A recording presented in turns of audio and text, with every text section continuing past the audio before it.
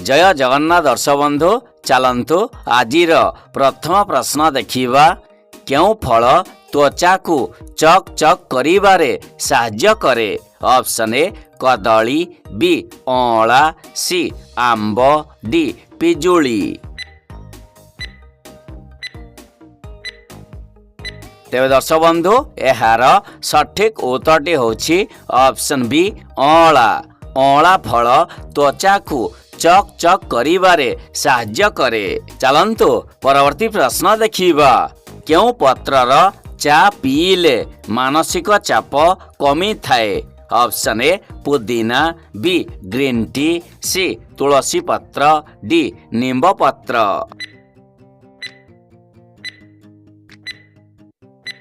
तो फ्रेंड्स यार सठिक उत्तरटी होछि ऑप्शन ए और ऑप्शन बी पुदीना पत्र ओ ग्रीन टी चा पीले मानसिक चाप कमी थाए। चलंतु परवर्ती प्रश्न देखिबा विश्वर केउं देश रे सर्वप्रथमे लड़ू खेल आरंभ होइथिला।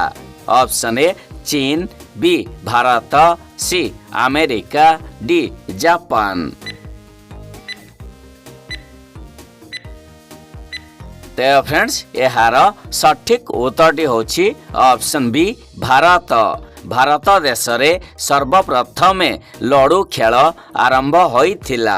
चलंतु परवर्ती प्रश्न देखिबा केउं पत्रर जूस पीले मनीष सबु बेले सुस्थ रही थाए। ऑप्शन ए अमृतभंडा पत्र, बी तुलसी पत्र, सी नींब पत्र, डी पुदीना पत्र। तो फ्रेंड्स यार सठिक उत्तरटी होछि ऑप्शन बी तुलसी पत्र। तुलसी पत्रर जूस पीले मनीष सबु बेले सुस्थ रही थाए। चलंतु दर्शक बंधु परवर्ती प्रश्न देखिबा केउं रोगर व्यक्ति नड़िया पानी पीवा उचित नुहे। ऑप्शन ए हृदघात, बी मधुमेह, सी किडनी रोग, डी अम्लपित्त।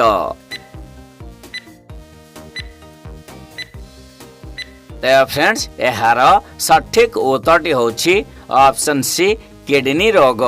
किडनी रोगर व्यक्ति नड़िया पानी पीवा उचित नुहे। चलंतु दर्शक बंधु परवर्ती प्रश्न देखिबा पियाज खाइबा द्वारा मनीषर केउं अंग सुस्थ रही थाए।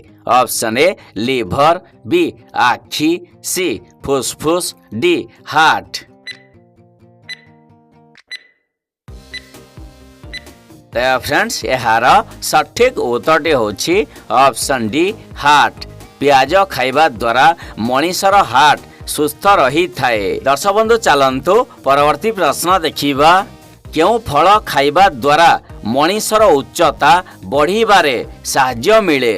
ऑप्शन ए कमला, बी कदली, सी आंब, डी सेओ। तो फ्रेंड्स यार सठिक उत्तरटी होछि ऑप्शन बी कदली। कदली फल खाइबा द्वारा मनीषर उच्चता बढ़िबारे साहाय्य मिले। दर्शक बंधु परवर्ती प्रश्न केउं फल को विटामिन र भंडार कुहा जाए। ऑप्शन ए कमला, बी अँला, सी पाचिला अमृतभंडा, डी अंगूर।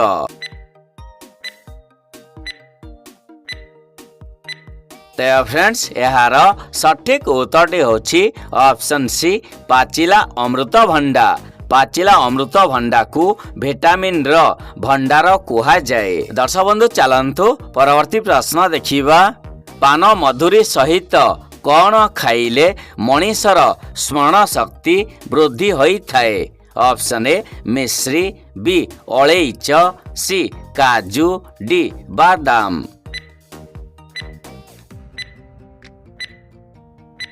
तो फ्रेंड्स यार सठिक उत्तरटी होछि ऑप्शन ए मिश्री। पान मधुरी सहित मिश्री खाइले मनीषर स्मरण शक्ति वृद्धि होई थाए। चलंतु दर्शक बंधु परवर्ती प्रश्न देखिबा तेजपत्र चा पीले केउं मारात्मक रोग भल होई थाए। ऑप्शन ए कर्कट, बी थायराइड, सी जॉन्डिस, डी डायबिटीज।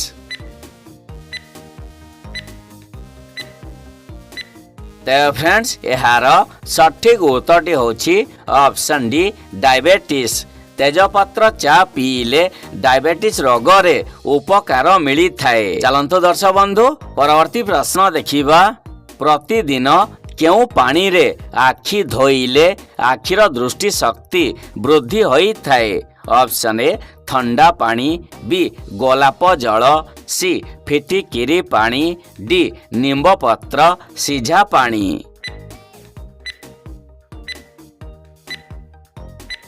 ତେବେ ଫ୍ରେଣ୍ଡସ୍ ଏହାର ସଠିକ ଉତ୍ତରଟି ହେଉଛି ଅପସନ୍ ବି ଗୋଲାପ ଜଳ। ପ୍ରତିଦିନ ଗୋଲାପ ଜଳରେ ଆଖି ଧୋଇଲେ ଆଖିର ଦୃଷ୍ଟି ଶକ୍ତି ବୃଦ୍ଧି ହୋଇଥାଏ। ଚାଲନ୍ତୁ ଦର୍ଶକ ବନ୍ଧୁ ପରବର୍ତ୍ତୀ ପ୍ରଶ୍ନ ଦେଖିବା। ଶିମିଳା ଲଙ୍କା ଖାଇବା ଦ୍ୱାରା କେଉଁ ରୋଗରୁ ମୁକ୍ତି ମିଳିଥାଏ? ଅପସନ୍ ଏ ଆଣ୍ଠୁ ଗଣ୍ଠି ବାତ, ବି ରକ୍ତଚାପ, ସି କାଶ ଓ ସର୍ଦ୍ଦି, ଡି ମୁଣ୍ଡ ବିନ୍ଧା। ତେବେ ଫ୍ରେଣ୍ଡସ୍ ଏହାର ସଠିକ ଉତ୍ତରଟି ହେଉଛି ଅପସନ୍ ବି ରକ୍ତଚାପ। ଶିମିଳା ଲଙ୍କା ଖାଇବା ଦ୍ୱାରା ରକ୍ତଚାପ ରୋଗରୁ ମୁକ୍ତି ମିଳିଥାଏ। ଦର୍ଶକ ବନ୍ଧୁ ଚାଲନ୍ତୁ ପରବର୍ତ୍ତୀ ପ୍ରଶ୍ନ ଦେଖିବା। ପ୍ରତିଦିନ କ'ଣ ଚୋବାଇଲେ ଦାନ୍ତ ମଜବୁତ ରହେ? ଅପସନ୍ ଏ ଗୁଜୁରାତି, ବି ଡାଲଚିନି, ସି ହଳଦୀ, ଡି ଲବଙ୍ଗ।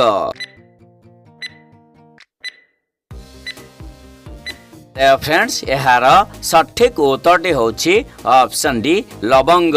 ପ୍ରତିଦିନ ଲବଙ୍ଗ ଚୋବାଇଲେ ଦାନ୍ତ ମଜବୁତ ରହେ। ଚାଲନ୍ତୁ ପରବର୍ତ୍ତୀ ପ୍ରଶ୍ନ ଦେଖିବା। କ'ଣ ଖାଇଲେ ମଧୁମେହ ରୋଗୀଙ୍କ ପାଇଁ ଲାଭଦାୟକ ହୁଏ? ଅପସନ୍ ଏ ଚିନି, ବି ଗୁଡ଼, ସି ମେଥି ଦାନା, ଡି ମିଶ୍ରି।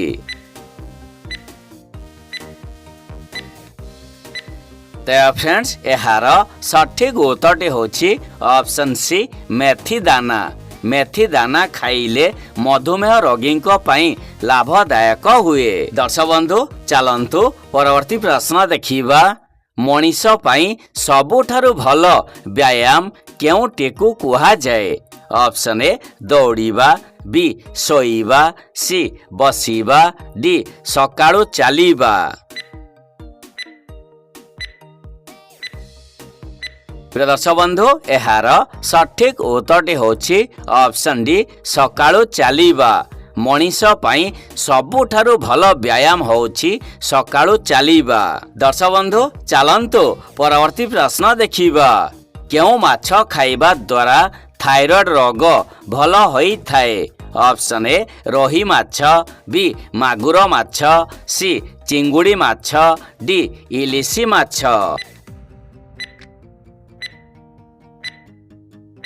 ତେବେ ଫ୍ରେଣ୍ଡସ୍ ଏହାର ସଠିକ ଉତ୍ତରଟି ହେଉଛି ଅପସନ୍ ସି ଚିଙ୍ଗୁଡ଼ି ମାଛ। ଚିଙ୍ଗୁଡ଼ି ମାଛ ଖାଇବା ଦ୍ୱାରା ଥାଇରଏଡ୍ ରୋଗ ଭଲ ହୋଇଥାଏ। ପ୍ରିୟ ଦର୍ଶକ ବନ୍ଧୁ ଆଜି ପାଇଁ ଏତିକି। ଯଦି ଆପଣଙ୍କୁ ଆଜିର ଭିଡ଼ିଓଟି ଭଲ ଲାଗିଥିବ ତାହେଲେ ଗୋଟିଏ ଲାଇକ୍ କରିଦିଅନ୍ତୁ। ଚ୍ୟାନେଲରେ ନୂଆ ଆସିଥିଲେ ସବସ୍କ୍ରାଇବ୍ କରିଦିଅନ୍ତୁ। ପୁଣି ଥରେ ଦେଖା ହେବା ଏକ ନୂଆ ଭିଡ଼ିଓରେ। ଜୟ ଜଗନ୍ନାଥ।